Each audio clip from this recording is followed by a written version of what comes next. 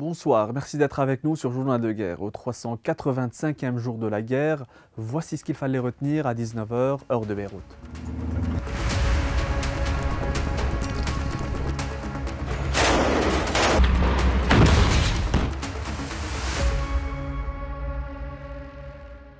Les frappes israéliennes ne connaissent aucun répit au Liban.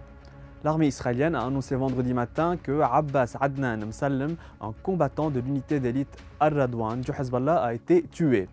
Aucune précision concernant le lieu de l'attaque et les moyens employés à cet effet n'a été apportée. Les journalistes reviennent dans la ligne de mire de l'armée israélienne.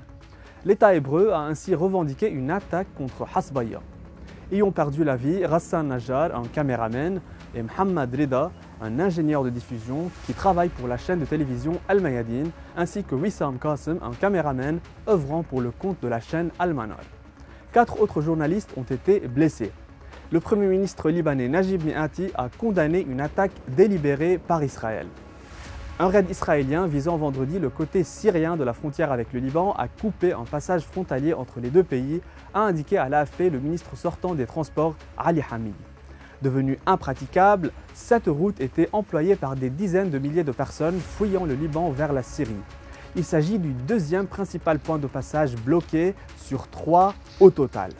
Au Liban Sud, un drone israélien a pris pour cible une voiture dans la localité de Sakra sur l'autoroute Qasemiye-Bourj Rahal, tuant le conducteur. L'aviation israélienne a effectué un raid sur un bâtiment à Khirbet Selem. Le premier bilan fait état de 4 morts et 4 blessés. Dans la banlieue sud de Beyrouth, un calme précaire régnait vendredi après une série de raids nocturnes ayant marqué la nuit de jeudi à vendredi. Une douzaine de frappes se sont abattues sur la zone. Les quartiers de Chouaifet al-Amroussiyeh, Har Tahrek, Sainte-Thérèse et Bourj el-Barajne ont été pilonnés. 2 bâtiments ont été détruits à Chouaifet al-Amroussiyeh et un vaste incendie s'y est déclenché. Dans le quartier de Sainte-Thérèse, 2 autres bâtiments se sont effondrés à proximité du Conseil constitutionnel. Selon un rapport de l'armée israélienne, près de 200 cibles du Hezbollah ont été visées dans la journée du jeudi. De son côté, le Hezbollah a annoncé vendredi avoir ciblé la base de Kermel au sud de Haïfa avec une salve de roquettes. Il a également visé des rassemblements de soldats israéliens à Manara, Malikiye, Al-Marj et Aïtaroun, ainsi que plusieurs chars Merkava à Marwahin et à Daïsé au Liban Sud, les détruisant. Les médias israéliens ont révélé qu'un camion et plusieurs véhicules ont été touchés par des tirs de roquettes en provenance du Liban sur Shomera, en Galilée occidentale. Le ministre libanais de la Santé, Firas Abiad, a déclaré vendredi que 163 secouristes et soignants avaient été tués dans des frappes israéliennes à travers le pays, un peu plus d'1 an après le début des échanges de tirs entre le Hezbollah et Israël. Au moins 1552 personnes ont été tuées au Liban depuis le début de la campagne de frappe aérienne intensive israélienne le 23 septembre, d'après un décompte de l'AFP reposant sur des données officielles. À Gaza, l'armée israélienne a annoncé vendredi la mort de 3 soldats tués dans des combats dans le nord de la bande enclavée. Le ministère de la Santé de Gaza a affirmé vendredi que des centaines de personnes avaient été arrêtées à l'hôpital Kamal Adwan de la ville de Jabalia. Les forces israéliennes ont pris d'assaut l'hôpital Kamal Adwan et sont entrées à l'intérieur, a déclaré le ministère dans un communiqué. La défense civile de Gaza a également indiqué que l'armée, qui encerclait l'établissement depuis plusieurs jours, était entrée dans l'enceinte du complexe.